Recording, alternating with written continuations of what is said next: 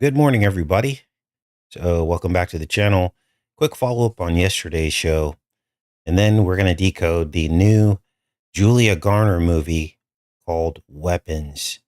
And then at the end, I got a surprise ranch video installing the electric fence and a fire at the property. So, that will be at the end of the show for those that you want to tune in for that.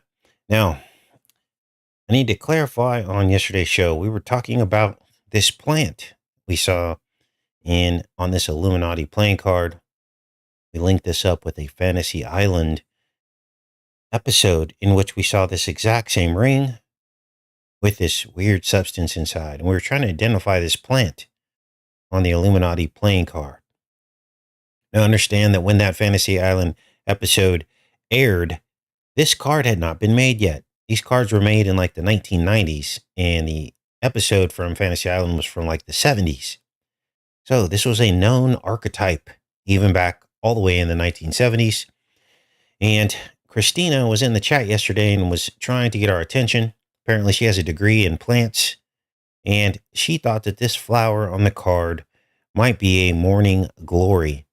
What we couldn't figure out is if these were bulbs of some kind or a seed pod. And that was what was up for debate. So we kind of talked about it yesterday.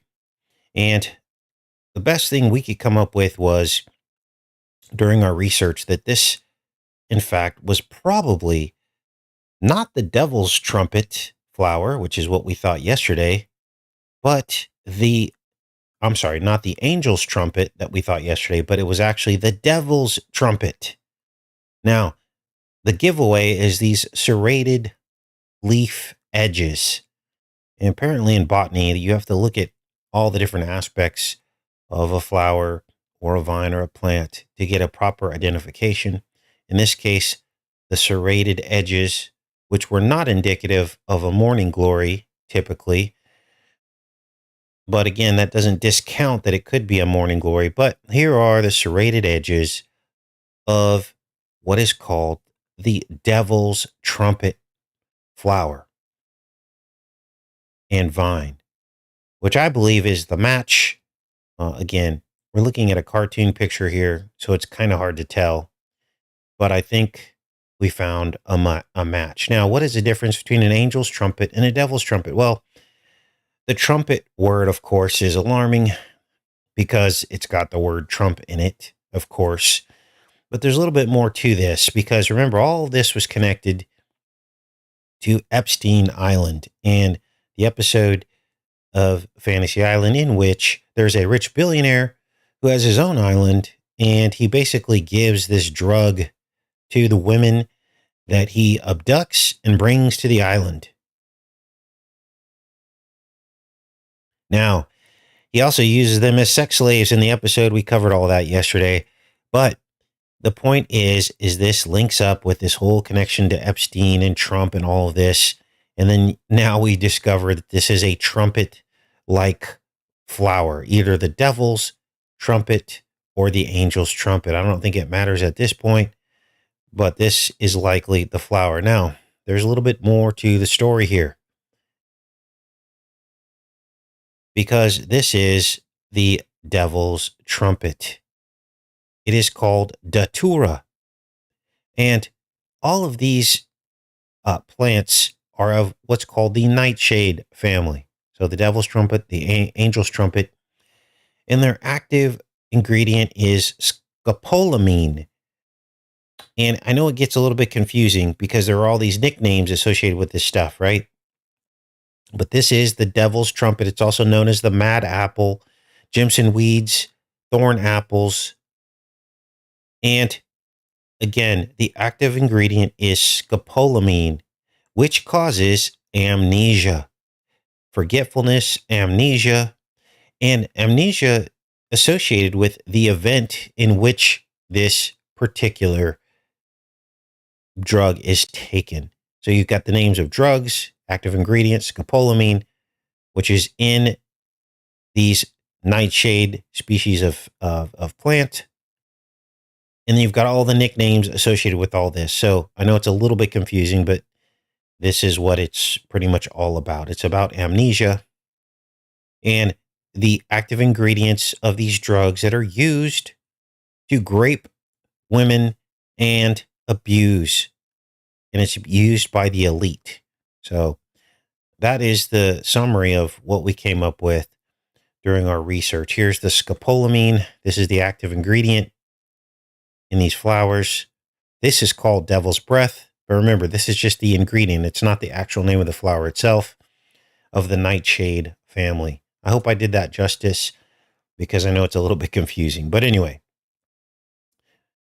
now before we get into the surprise rant video, I did screen the new film Weapons last night. Now let me check in with you guys. We're going to get into Weapons. I do not recommend this film. I screened it last night, a huge mistake right before I went to bed. Fortunately, God protects me to do this work, so I didn't have any weird dreams or anything, but I would not recommend, because the visuals in this film is very disturbing. So we're not going to look at clips. I'm just going to tell you the story of what happened. We're going to do a decode on the birth dates and the cast and all that stuff like we always do. But essentially, the film is about 17 missing children. Let's go to this here. 17 missing children, and they all run out of their homes at 2:17 a.m. So essentially, they run out of their homes, and this movie is straight up witchcraft. Now, let me break down the characters for you first, and then we'll go through the themes of the film. The film stars Julia Garner, and you'll probably recognize her. She was in the movie. She was in the, let's see, Rosemary's Baby sequel, Apartment 7A, that we just decoded. This is her here. She was also, curiously, in the TV series Ozark, which I watched through all the seasons. It's actually a good TV series. Talks about corruption and how the elite work, how they launder their money, organized crime, and all that stuff. For some reason, the Ozarks is where a lot of this was going down, because there's a lot of lakes up here, and it's a lot of cash businesses. So they can, like, basically, it's crazy. You drive around here and you see all these businesses that aren't real. They're just like fake businesses, storefronts with nothing in them. You walk in and, like, there's nothing happening. And these are called tax shelters for the rich. And in fact, they sometimes buy up as much property as they can. They open restaurants and all this stuff, and they launder the cash through it. This is the big secret of America. A lot of people are doing this, of the rich. And so she starred in Ozark. This is where she got her break. And ever since then, they've been using her for all kinds of films. The Rosemary's Baby sequel, Apartment 7A. Also, she played the Silver Surfer in the new Fantastic Four movie. We kind of touched on that the other day. Anyway, in this movie, Weapons, she plays a teacher whose 17 students go missing, except for one. One student shows up to class. So that's 18 total students that she had, which is 6, 6, and 6. And that was my first clue that something wasn't right about this film. Now, the reason why the one student didn't disappear is because his great aunt is a witch, and she's held up at his house, and she uses witchcraft to summon the children to her basement. Why? So she can draw energy off of them, because it's suggested that she's maybe immortal, but she needs to basically draw energy off of people in order to survive. The younger, the better, which is why she summons the 17 students to her basement. Now, here's where things get really crazy. This is why I shouldn't have decoded this last night. I rarely ever get the creeps with this stuff, just because it's so weird. Like, you know, I know some of you are like, I can't watch this stuff. Well, guess what? My whole life, before I started this channel, I would get the creeps. Like, I didn't even like living alone. I would get the creeps. It wasn't until God showed me all this stuff, that the truth behind it, that all of that stopped happening.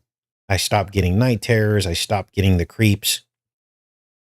But, you know, and this is why God says the truth shall set you free. There's something about the truth about all this that neutralizes all of that fear.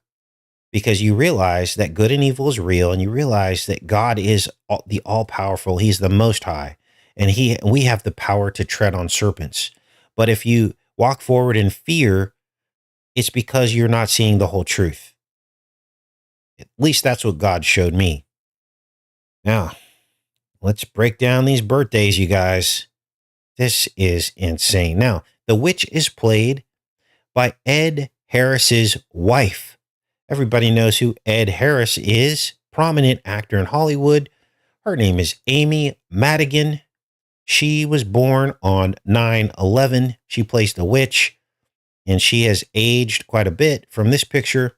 And she basically plays this like half bald, aging witch. Born on 9/11, 1950. Ed Harris was born on the 333rd day of the year in leap years. He's not in the movie, but that's her husband. Julia Garner was born on the 33rd day of the year in leap years. Josh Brolin is in the movie. He was born on the 44th day of the year in leap years. Alden Ehrenreich was in the movie. He was born on JFK Assassination Day, November 22nd. The film released on 8/8/88. Lots of double digits, aren't there? Lots, and almost the entire cast is double digits. 22, 88, 33, 44, 333. This is the witchcraft. This is how they release all Hollywood films. It's called stage magic. And until you understand it, you will always be programmed by these movies instead of being deprogrammed by the movies. Now, the film is set up in a format where essentially they introduce each character individually by name. There's a segment on each character from their perspective of how all these events transpired and went down. So they show the parents of the lost children. They show the aunt, her perspective, and finally the boy who was left behind. I think his name's Alex in the movie. And at this point, I began to see what the movie was really about, because all of the children run from their homes in a certain manner, and they're all running from their homes at 2:17 a.m., headed toward a place on the map near Alex's home. And they're caught on camera, on Ring cameras and things like that, running just like you see on your screen with their arms pointed downward. And that's when it hit me. Look at the movie poster. What you're looking at is a broken crucifixion. Remember how years and years and decades ago, some people discovered that the peace symbol is probably a broken crucifixion? Well, this is the same thing. Jesus with the two thieves. Now to compare, here is what the regular crucifixion looks like. Hands are up. And here is what the broken crucifixion looks like. Now this is, of course, mockery. It's blasphemy. But it goes deeper, you guys. Now, the confirmation about all this, about our interpretation of this movie cover poster, that it is a mockery of the crucifixion, is that the witch, the aunt, she controls her victims with a kind of voodoo. She basically has a piece of thorn, like basically looks like maybe rose thorn, but it's like about a foot long. She carries it around with her, and it's got thorns coming off of it, and she pricks herself. And she wraps the hair of two people around it. One is the person who is the victim, who will be targeted, and the other one is the hunter. She wraps the hair around this thorn, and then she pricks herself with it. That's the blood sacrifice. And then she snaps the thorn in half, and this initiates the actual phenomenon where one person targets the other, chases them relentlessly, until they're caught, and then basically just tears them to pieces. And that's the disturbing part of this film, which is why I do not recommend it. So, of course, took me a little bit of thought. It's crazy. Like, usually, like, I watched the film and I was like, what does all this mean? And then I woke up this morning and God's like, boom, boom, boom. This is what it means. The thorn is the crown of thorns. The blood from her is the unholy sacrifice. So instead of Holy Spirit, it's demon possession.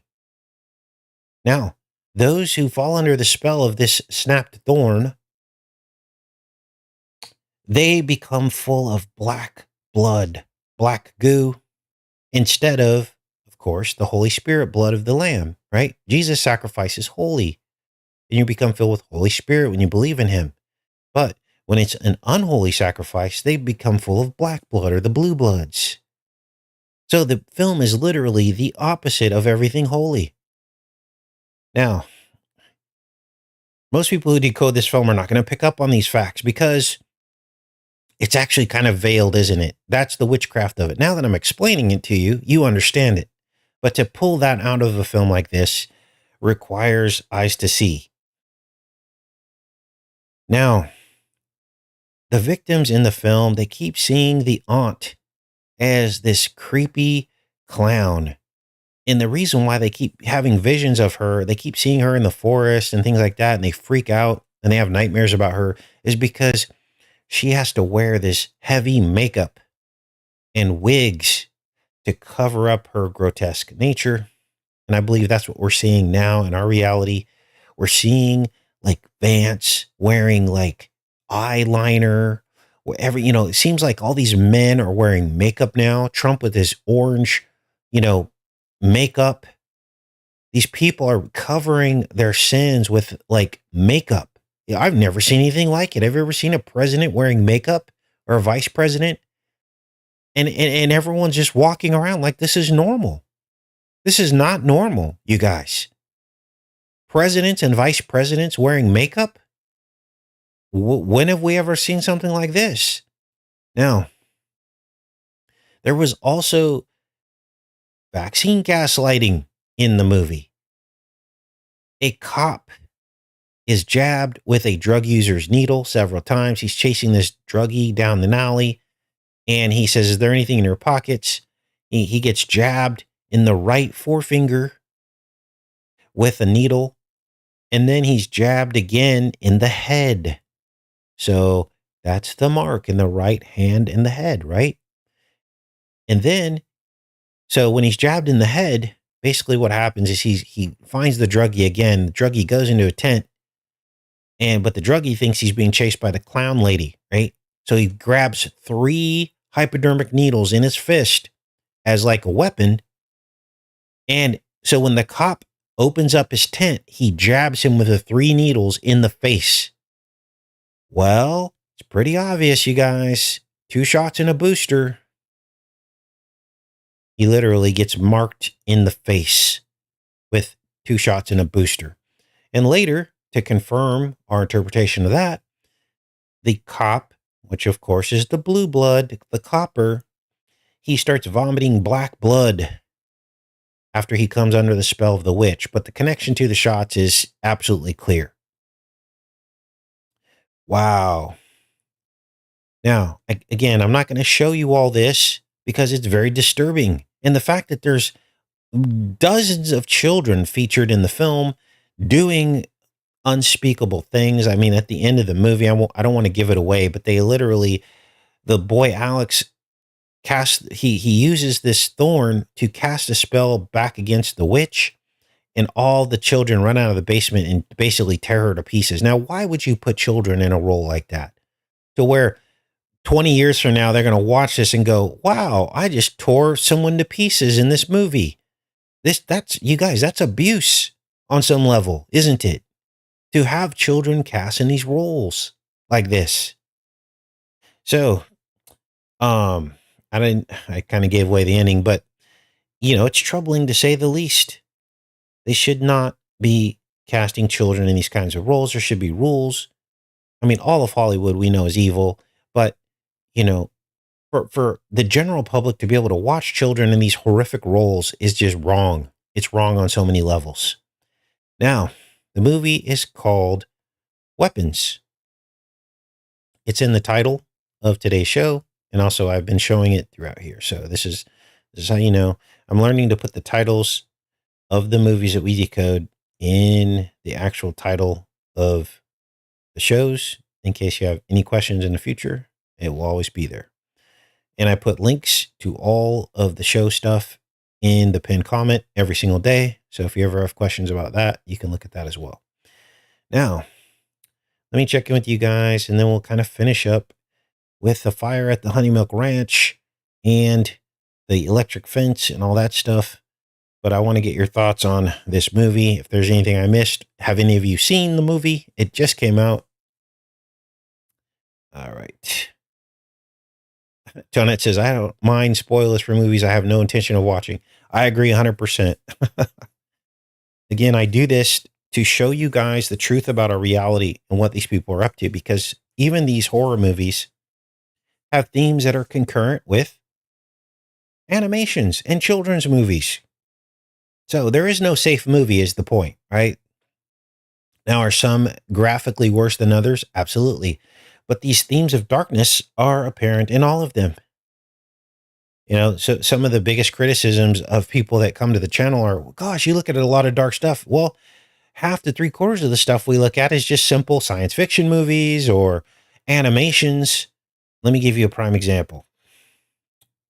The Toy Story movies. That was all about child trafficking. Every single Toy Story movie were toys being abducted, sold, traded, Polaroids taken of them.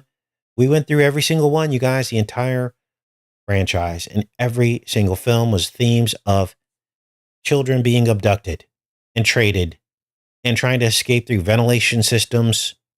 If you really sit down and think about it, that's what it was about. Stolen toys is metaphor for stolen children. We also found the mark in, I think it was the very first Toy Story film, where Woody is marked in the right hand and the forehead with a magnifying glass. Remember? That's the mark of the beast. It wasn't in the left hand. It wasn't in the chest or the arm. It was the right hand and the forehead. So all of these films have dark themes. Doesn't matter what it is. So now, let me check in with you guys. Okay, I had to take down all my Toy Story decodes just because YouTube got real sensitive about Tom Hanks. Remember Tom Hanks had he was showing missing children's shoes and things and gloves.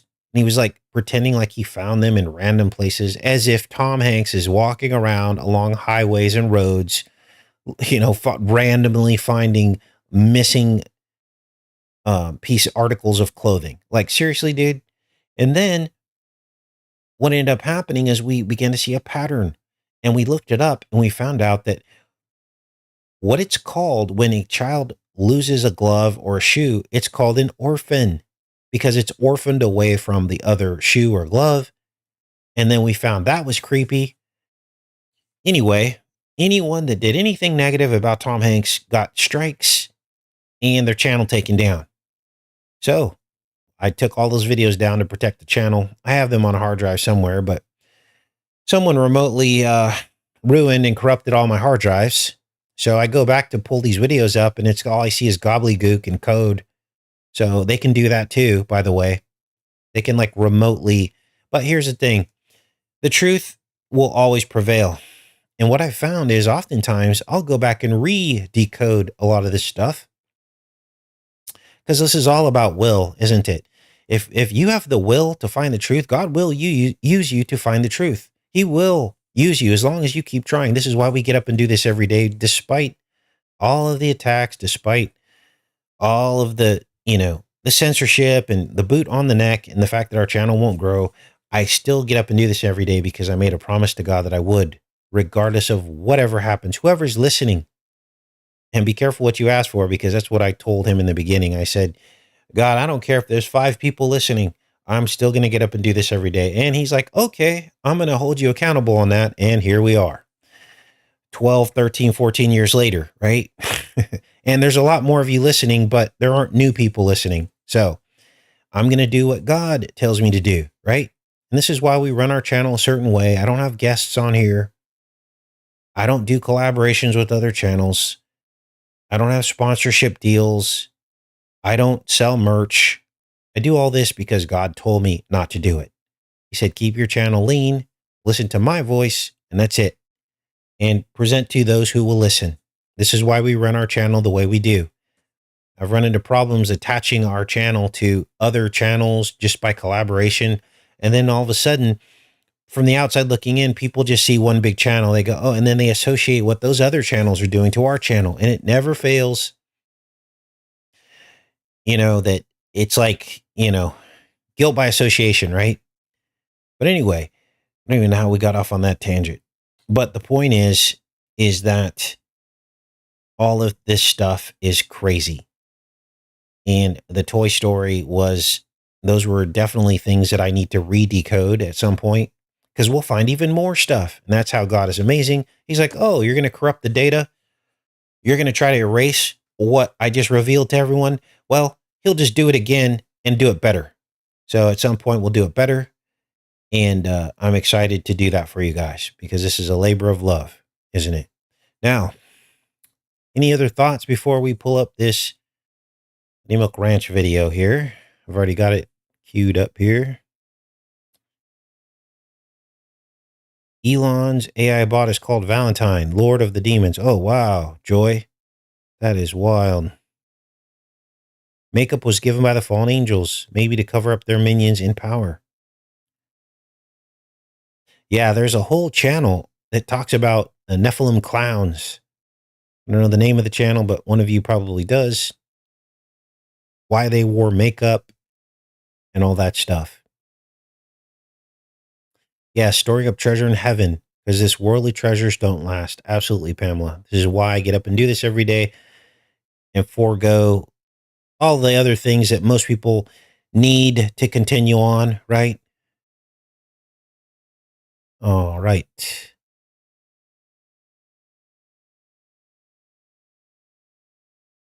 Hide the blood stain, says Margaret. Probably speaking about the makeup form of seduction. Look up the broken cross, look up Viking runes and the symbols. Wow, says Samir. Okay. Mind Unveiled is the channel talking about the Nephilim clowns. I can't remember, but someone did like a whole series on it, and it was really good, actually. This was like years ago, though, like 6-7 years ago, I want to say. The It Clown. Now, we've done our own analysis on the clown lore. Most of it centered around the It Clown, Pennywise. So thanks, Carlos, for reminding us about that. Understanding Conspiracy Channel says on it. Thank you. All right, let's get into this, because I got some winemaking in here as well. Let's pull this up. All right, you guys, the fence has been electrified. Let's go check it out, and I'll give you guys my thoughts. I think it's working. I can hear it clicking. Click, click. Now, the trick is I've got to remember not to try to open the gate without turning this off first. Now, there's a little switch on the bottom of this here. This is the box, and there's a little switch on the bottom. You can see it under there, a little red switch.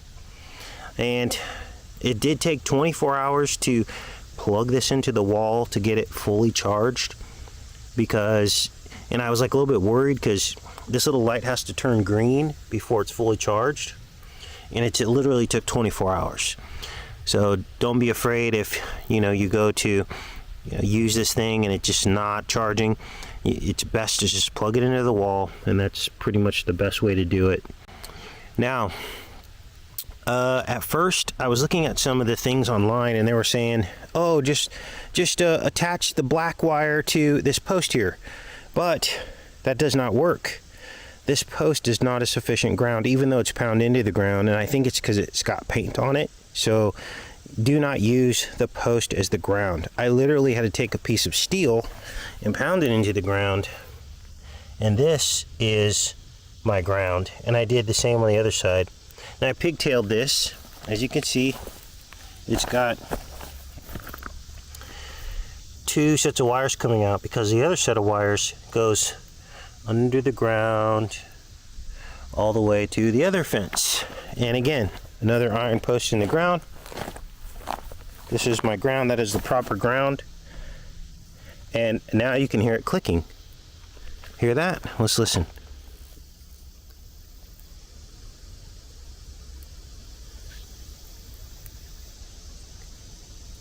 Can barely hear it. Click, click, click. This fence is hot. Now this thing's rated for like 20 miles of fence. So if I wanted to, I could literally put chicken wire around the whole property, but no, I would never do that. I just wanted the critters out of the garden for multiple reasons. You know, first of all, the tomatoes and all the vegetables and everything. The other thing is snakes. So if a snake gets in there and I don't know it and it's crawling around in the bed, I could literally get bit by a copperhead just picking tomatoes. Now, I can't think of a reason why a copperhead would go up into the beds here, except for the fact that they might be chasing rats who are also attracted to fruit, right? Rats and mice. And so this is another reason to electrify a fence. Now, good news is I was able to prune back these tomatoes. I went online and looked it up, and essentially what you're doing is you're cutting off the flowers because the new flowers that you see on it will not have enough time to fruit. So therefore, you can cut those flowers off just above the already established tomatoes, and those tomatoes will then ripen much faster. And I've got a boatload of tomatoes on here. I've got a bunch of Cherokee still, lots of San Marzano, and lots more Roma. What I'm finding is that the best way to handle these tomatoes is to make sun-dried tomatoes. That has been my favorite way to preserve them. Of course, I've frozen a lot of them, but you know, those will go in sauces. I don't know if they'll be good for a salsa per se after they're frozen, but absolutely will make great sauces. So the recipe for sun-dried tomatoes is you cut them lengthwise in half and then quarters if they're big. You put them on parchment paper in the oven at 250 degrees for 2 hours. I pre-salt them and pre-pepper them before I put them in. And then there's your sun-dried tomatoes. It's pretty simple, pretty efficient. And you just pack them as tight as you can on the cookie sheet because they will shrink and then they come right off. You don't need to put oil or anything. But then once they're done, you put them in a jar with olive oil, and basically you'll have sun-dried tomatoes forever. And do not refrigerate because it'll make the oil like congeal.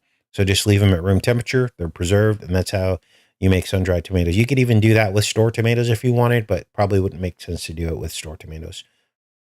Fence is electrified.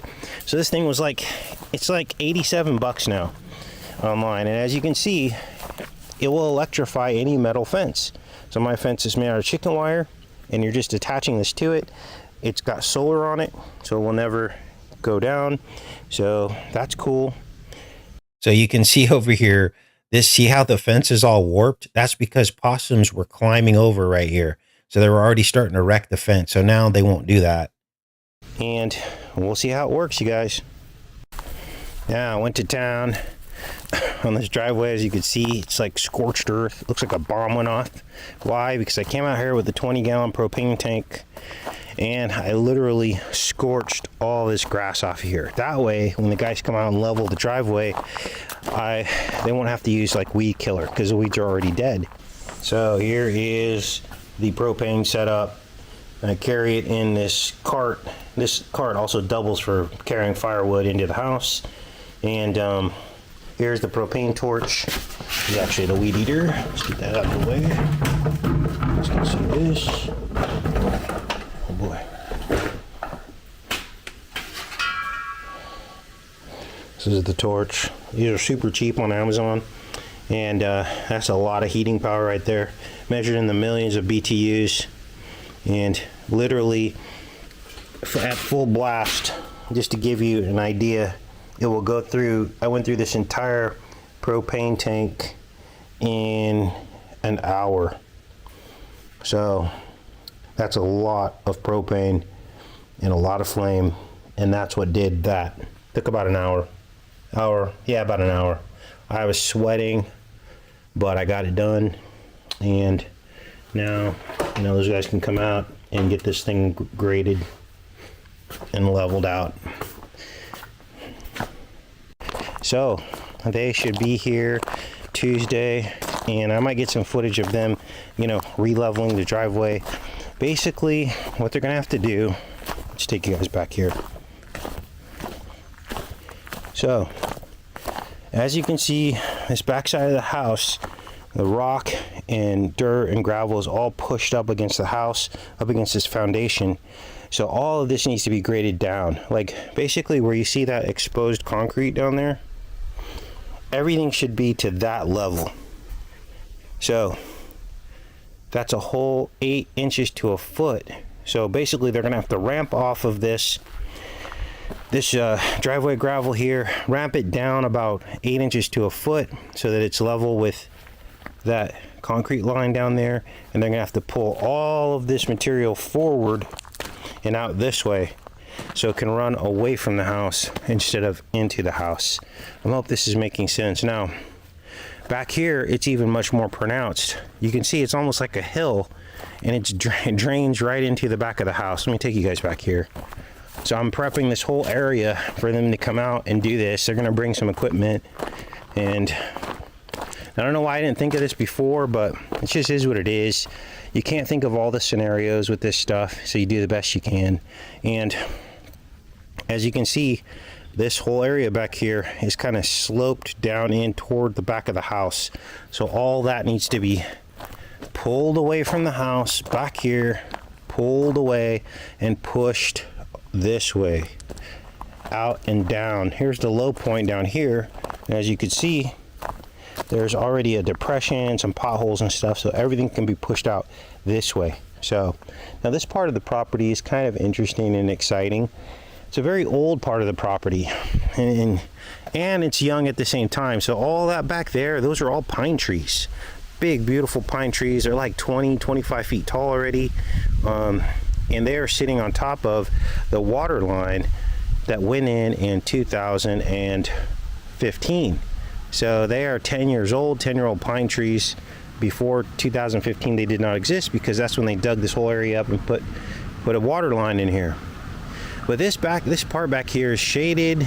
It's beautiful. I might develop this at some point, like, you know, make it nice, maybe put some grass back here. I don't know. It is right up against my property line, the fence back here. You can kind of see it back here. But this is a great area. It's the high ground of the property, and it's relatively flat. And it would just clearing just a couple trees, I could really open this up and make another like area, like a picnic area or something like that. This is just a nice to have, want to have thing at some point, and I'll do it myself. I'm not going to pay anyone to do it. I have enough expertise where I can fell some of these smaller trees and, you know, move some soil in here, maybe plant something. So that's kind of the plan. We will see at some point. I did read that certain jalapeno varieties will flower late. They can flower as late as September. So I got a whole another month to see if these are going to flower. And as I said, if they don't, I can overwinter them inside and they'll be just fine. Whoa, are those? See this?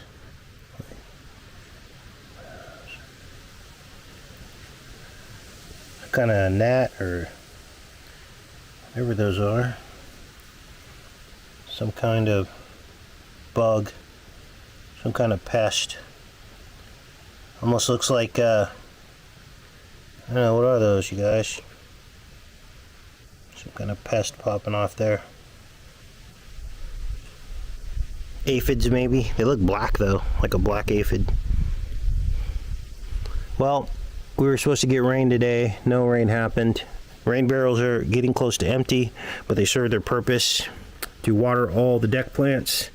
I got these 3 buckets full, and I come over here and I basically have this whole setup up here, and it's all tied into my lights, and I hit that switch and it plugs into a pump that's down inside the barrels.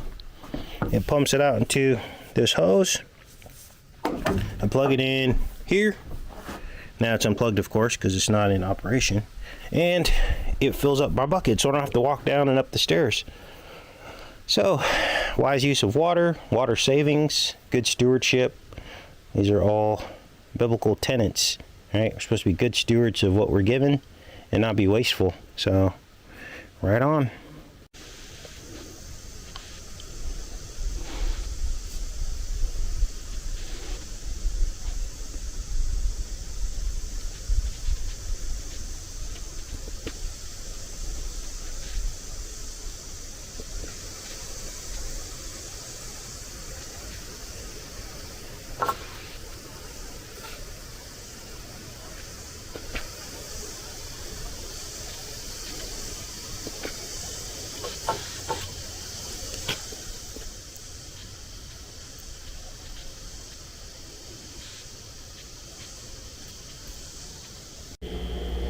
All right, we're going to do a little taste test. We're also going to sample the alcohol content of this wine. We're going on 3 weeks now, and this is a beaker, and this is an alcohol tester. Now I'm going to interrupt myself because some of you are probably new to the channel. You're like, what is going on? This is my home. These are sheds. There's 2 sheds. There's a 16 by 50 and a 16 by 16, which is my master bedroom. And as far as I know, I'm probably one of the first people that connected 2 sheds together and made a home out of it. And the inside is finished out, of course, but these are basically sheds. And this is how I made my forever home on pretty much average minimum wage over the past time that I've had this YouTube channel. So that's the story behind this. I did a lot of the work myself. I first financed the sheds, and then I was able to pay them off over the years. So yeah, this is what you're looking at here. This is the inside of my house, and it's completely comfortable. It's spray foamed for insulation. So, and I do have a wood stove in here. And so this is the story of the ranch. Let's keep watching. So what you do is you pour, take the walk off here, and we're going to pour tiny bit of this in here.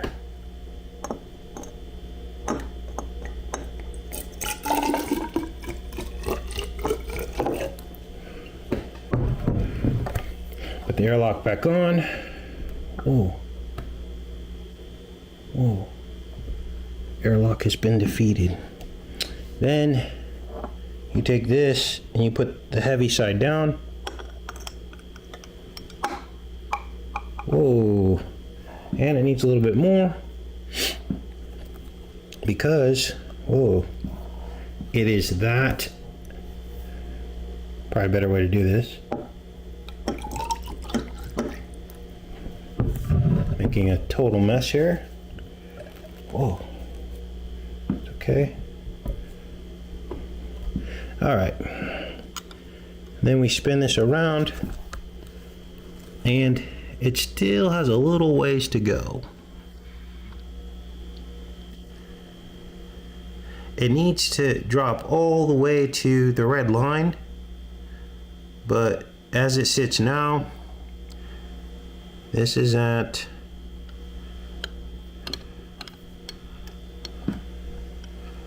that level right there, where that 20 is. So, alcohol by volume. It went from, started out at 14, now it's at like 5. So right now it's about 10% alcohol, because you take the difference of the two. It's about 10%. Now this is still doing its thing. As you can see, it's still pushing CO2 through the airlock. So it will continue to ferment. This process could go on for years or months, they say. So I'm going to drink some of this here, just because I told you guys I would do a taste test, and then I got to clean up my mess and wipe all this stuff off. I'm going to do a taste test.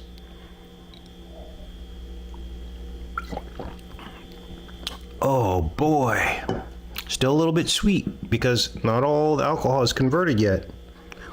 But that is delicious blackberry wine.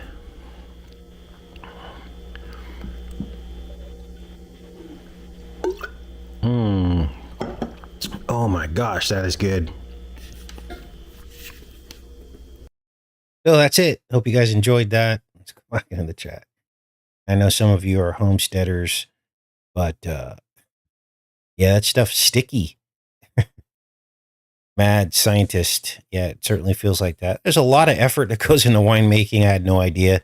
I mean, in terms of watching it and all this, I mean, it's actually pretty easy once you figure it out. But you definitely, this is why people go large scale. Like if I had to do this again, if I had the blackberries, I would do like 10 jugs, right? 10 jugs instead of just one jug. But honestly, I only had enough blackberries to do one cook, so because it took like 2 gallons of blackberries, and so basically it wiped out my whole blackberry harvest to do the wine. But I'm glad I did it because it was a lot of fun. All right, what else is going on, you guys? Yes, Anthony, Tom Hanks, the man with one red shoe. Yeah, we decoded that. That might actually still be up on the channel. Actually, I think I saved that one. But yeah, super creepy. Right. Yeah, the elite were very sensitive about that whole red shoe thing. As soon as it unlocked that, they were all over that. Remember, we found Elton John's red shoes when he was on with the child on the piano. We also found red shoes in some kind of really old music video, and then we solved the red bottom shoes secret. What's up with the red bottoms, the Louis Vuittons? Well, the Egyptian butchers used to wear high heels when they were butchering, and because to keep their feet out of the blood, and so the bottoms of their shoes were red. So we solved that. That was pretty crazy. Kevin asked, "What are your ingredients for the blackberry wine?" Well, I have a whole video on it. You go on the video tab of my main channel here. I show exactly how to make it. But just in case you don't know, it's basically lot of sugar, or if you want to use mead, I used cane sugar, which is a little bit better, raw cane sugar. But you use a lot of sugar, the berries, of course, um, hot water, and yeast. But you can't put the yeast in until the water's cooled down, but you need the hot water to dissolve the sugar and also to basically make the berries so that they release their sugars and their juices, because that's the whole flavor of the wine. So that's it in a nutshell. So yeah, I can't even describe to you the taste of that wine. I mean, you guys, it's like nothing I've ever tasted. Literally, after you drink it, you don't feel bad like you do with regular wine. See, regular wine, I did research in all this, and it's actually pretty fascinating, pretty interesting. When you go buy wine in the store, it has additives in it. They put additives in the wine for different reasons. Sometimes they're trying to balance out, the bacteria load. Sometimes they're trying to stop the fermentation process. They actually add something to it to actually kill the yeast and completely stop the fermentation process. There's all these additives in the wine, and this is what makes you feel terrible after you drink wine, right? The Bible says a little wine is good for you. It literally says that in the Bible. Problem is either people drink too much of it, or they're drinking bad wine and it makes them feel terrible, and you lose all the health benefits of it. But I mean, in terms of antioxidants, there's almost nothing better you can drink than some good organic wine and just a little bit of it. And when I say a little bit, I'm talking a few sips or a glass. Once you start getting drunk, that's forbidden by the Bible. Drinking to get drunk is actually forbidden because we're supposed to be sober in the last days, right? But yes, the sulfites, all that stuff, they add that to the store wine for preservatives and all these other things. I mean, it's already preserved because it has alcohol in it, but during the process, they're adding these things to it. Whereas the wine you just saw in my living room, there's nothing added to it. It's just sugar, and the yeast converts the sugar to alcohol, and that's all you're getting. And you're getting organic berries from the garden right off the vine. So, yeah. Now I know some people are in debate about, alcohol and stuff like that. Well, listen. If alcohol was bad, then there wouldn't be rules about how much wine to drink, right? In the Bible. So it says literally in the Bible, a little wine. It says that because you're not supposed to be drunk. And there's rules of not being drunk, right? So if it was just grape juice, they wouldn't say that. It would say, drink a bunch of grape juice. It's great for you. But God puts limits on it. He says a little is good for you, you see? And it talks about a gladful heart in drinking wine. So it's not bad to have alcohol. It's how much of it you have, right? And the kind that you have. Did you know that they add ethanol, which is fake alcohol, to a lot of the alcohol, as well as a lot of the wines? They literally put back in bad alcohol into it to get it up to a certain alcohol content. So that's bad for you. Ethanol is bad for you because that's fake alcohol. Whereas natural alcohol, a little bit of it is actually good for you. And we know this. People knew this because alcohol was used for all kinds of things in medicine long before. And I'm talking about the drinking of it. It was used as an anesthetic. I mean, we all see in the movies where they pour alcohol on wounds or they drink a little bit of it before they have to sew themselves up and all that stuff. So everything in moderation, the Bible says. And the very fact that God puts limits on it means that they're talking about real alcoholic wine and not fake wine, not just grape juice. I was in the Seventh-day Adventist religion for almost a little over a decade when I was raising my kids. And we went to church and everything. And they literally, this is why I got out of that religion, because they literally tried to say that the wine talked about in the Bible is grape juice. And then I showed them the scriptures. I'm like, okay, well then why does God only say only drink a little bit of wine? And why does he say don't get drunk? He doesn't say don't drink alcohol. He says don't get drunk on the alcohol. And why did Noah have a vineyard? And why did Noah get drunk in the tent? Right? God didn't strike Noah down for getting drunk in the tent, but look at the consequences of what he had to go through when he did get drunk. He got naked in the tent, right? So I left that religion because that's disinformation. Like literally, they were telling people, basically telling them not to do what God said is actually good for you. A little wine is good for you. So basically, they were going against God's rules. And they did that in other ways too. The whole vegan movement in the Adventist religion, they're saying they're doing it based on the prophet. This lady, I can't remember her name. I'm like, well, that's against the Bible. The Bible says that Noah was told to eat meat, just not with the lifeblood in it. So God knows best. Anytime you try to undermine God's plan, that's not going to go well for people, But that, again, those are personal preferences. But when you have a religion teaching that, that's called a false doctrine. So they were drunk at the Last Supper. They couldn't stay awake. And that could be the case, But then they would have broken Jesus' rule about moderation and only a little wine, right? And not being drunk. So I think Jesus would have probably called them out if they were actually drunk. So I don't know if that was the case, but that's an interesting perspective. So now I want to give the caveat. Look, I know some of you struggle with alcoholism. I'm not telling you to go out and have a drink if you are a kind of person who can't have one drink and, you'll go right back into alcoholism. Obviously, those people need to probably abstain from alcohol, right? So,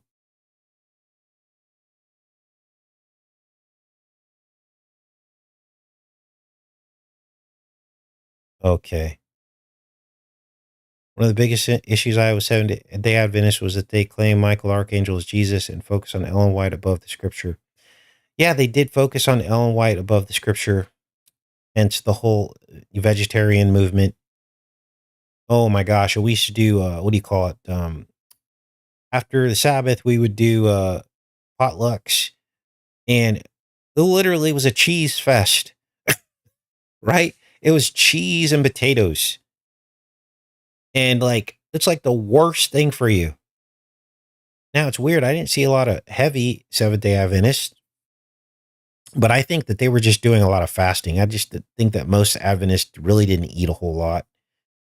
And they do claim they're healthier than most people, but gosh, everything was just cheese and potatoes was pretty much every recipe. And then here's the other thing. This is how you know God says we're not supposed to have money in the temple, right? But yet, if you look at Morning Glory, the brand of all this vegan food, that comes from the Seventh day Adventists own that. They also own Kellogg, which makes cereal. And we know all that stuff's bad with all the pesticides on it and stuff. So they're like poisoning their own people with the Monsanto, pesticides on the cereal, the fake corn, the GMO corn flakes, Kellogg's. And then on top of it, they're making money off of it with the Morning Glory, which is basically overpriced vegetarian food. You guys, even back then, even back in 97, 96, 97 is when I was like regularly started attending the Adventist. Look, I'm not knocking the Adventists. I'm just telling you guys, nothing is what it seems. You have to learn for yourself. Anytime you join a group, you're probably being lied to on some level. And basically, even back then, they would sell the Morning Glory, and it's basically vegetarian food in a can, right? Now, I'll admit that stuff tasted really good. I actually liked it, like the Salisbury steak. They had these hot dogs that were not hot dogs; they were veggie hot dogs, but they came in a can. It was so funny because you'd open the can, and it looked like a bunch of giant Vienna sausages, and you could like fry them and do all kinds of stuff with it. And I would take the Salisbury steaks and I would cook them with rice. And this is what I fed my kids. And I think I was vegetarian for like a whole year, I think. Anyway, long story short, even back then, this stuff was overpriced. It was like $5 a can back then, you guys, in the 90s. And they were making money hand over fist. Like if you really believed in this lifestyle, you would make the vegetarian food affordable, not just for elite Adventist people who could afford it, right? So that was the problem I had with it. And you only find out these things when you finally wake up to some of these deeper truths. When you start to think for yourself and you actually start thinking what these organizations are doing, making millions of dollars off of selling their own people the very belief system that they're pushing based on a false prophet who says you can't eat meat or you shouldn't eat meat. Now people say, "Oh, Casey, well, in the last days, all meat isn't created equal." Okay, I'll agree with you about that. The butchering process, how cattle is grown, but that's not what she's saying. She's saying God told her not to eat meat. That goes directly against Noah's what God told Noah. And what if you did raise your own meat, right? But they were still against that. So there you go. You got to think for yourself. You have to use critical thinking. You have to pray about these things. Pray to God about it. Ask Him what the truth is. I believe 100% in the Holy Spirit that God will reveal things to the people who ask them. But you have to be willing to accept the truth as well. You have to be willing to accept the signs and what you're being told. There's a reason why Noah was told, as I gave you the green herbs of the field, now you can eat things that are walking and moving. There's a reason why God told him that. And I believe, now this is just my personal belief, that had something to do with the genetic funnel that occurred at the flood. Basically, all of humankind was reduced down to 8 people. And God maybe knew that we needed additional nutrients. Maybe the world changed. We do know that it never rained before the flood, right? So now we're exposed to ultraviolet rays coming, hitting the earth from the sun that maybe we didn't experience before because there was a mist that came up off the ground. There was cloud cover before the flood. No one had ever seen rain before. This is why they didn't believe Noah, because they're like, rain, what are you talking about? It's going to rain for 40 days and nights? No way. And so they all just laughed at him. But then when the rain started falling, they had never seen anything like that. And then they were trying to get into the ark. But Noah's like, nope, too late. God shut the door. And the rest is history. So maybe this is what God intended. He knew our genetic material was going to get reduced down. And maybe our bodies need that kind of protein. Those are just some thoughts, you guys. Just some thoughts. Of course, you can do whatever you want. I'm not criticizing people, but that's what the Bible actually says when you read it. So,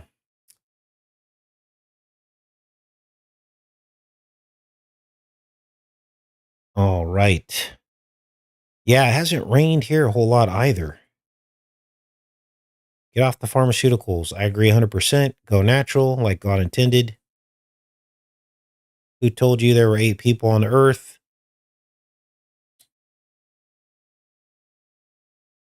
How long is this show gone? Most people tell me my show should be longer. Oh, we're going on an hour? That's pretty funny. This was actually supposed to be a short show today.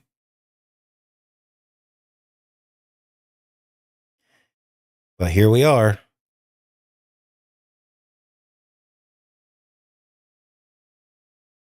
We need copper and iron, which meat has, says Carlos.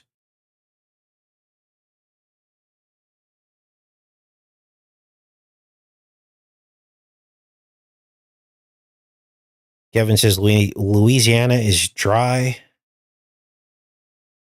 Yeah, there hasn't been a good rain here in probably a month. It's about to rain in Alabama. That's awesome. God shortens a human lifespan 120 years. Raining like crazy in Florida. Flooding in Wisconsin. Yeah, I heard about that. Yeah, Wisconsin has some flash flooding. Freestyle, yes. Some people need to ride the short. Do I have chickens? No. Do not have chickens. Now, see, now that I've got the electric fence, I'm just gaining confidence with these chickens. I do plan on getting out of here, you guys. I've been at this for the third or fourth year now on the ranch, getting it all set up so that I can leave. I've been faithful to you guys. I've been doing shows every single day. I haven't gone anywhere, gone on any trips. But meanwhile, my whole family is back in California. My mom, my kids, some of my friends that I stay in touch with. And it's probably time for me to get back there and spend a good 2 or 3 weeks with my mom and my sister and see my brother and all that stuff. So now that doesn't mean we're going to stop having shows. I'll probably do some re-uploads and I'll like tune in with you guys, but I'm really going to be focused on, and maybe only drop it down to maybe 2 or 3 shows a week. But I really need to make a trip to California. And I was holding off because my Xterra, my Nissan Xterra wasn't driving well. It would just shut off and it would leave me stranded. But I finally got rid of the Xterra and I got my other vehicle, which is more modern. And so it will be safe on the road. So I need to do a road trip. And you guys, I have not taken a break, a real break from this channel in over a decade. So I think it's time. My mom's in her 70s, and I just need to go spend a little bit of time with her and stuff and just have fun, like do a barbecue with family. I haven't done that in years. But, there's so much happening in the world. We got hit with COVID. That was crazy. We had to stay on top of that. And then they linked in the whole, the whole fungal apocalypse. We had to be on top of that. Everything is just happening at a fever pitch. And now we're in the middle of a police state, Trojan horse under the guise of rooting out illegals. We have a technocracy rising. It's like anytime I think it's time to stop, something else happens. Oh, by the way, there was a fungal component to the movie that I just decoded today. I forgot to mention that, but they mentioned the cordyceps fungi. They show the actual ant with the fungus growing out of its head. So there is definitely a component of that that is manifesting right now. This is how they're mind controlling people, you guys, with fungus. I forgot to mention that. So I think that I'm approaching a time where there's a short season where I'll be able to like hang out with some of the people I care about. And so that's what I'm looking forward to. I'm kind of tired too. I have been getting in better shape.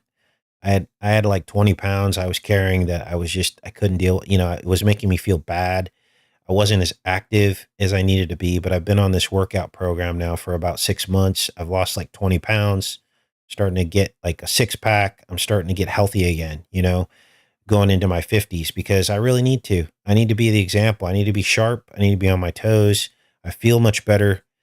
But now it's time to like get in my car and brave the 3-day journey back to California and spend some time with my kids. I haven't spent any time with my kids in a long time. Now my daughter's 30, my son's 25, 26. So, you know, they're grown, but that doesn't mean that you don't hang out with your kids. So, all right. What else is going on, you guys?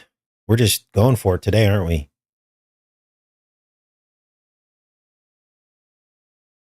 Yeah. Spend some time with family, you guys. It's very important.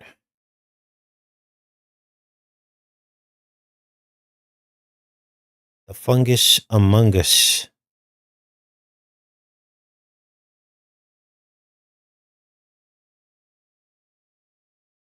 Our whole sky is kimmed over again. Something major going on, says David. Yeah, Route 66. Yeah, that's the old highway. It actually runs along some of the major highways going out west. Some people actually will drive Route 66, but it goes through all the towns and stuff. Max is back in California now. He's with his sister and he's working. So Max is doing really well. He's happy there. But a lot of his friends live there. So they're all over in California. So I'll get to see them both. All right. I guess we'll pop off here. We've been on here a long time. I appreciate those of you that stick it out for the streams and enjoy the ranch and all that. I do enjoy sharing that with you. So I appreciate you guys. Have a great rest of your day, and I'll probably see you tomorrow. Much love, everybody.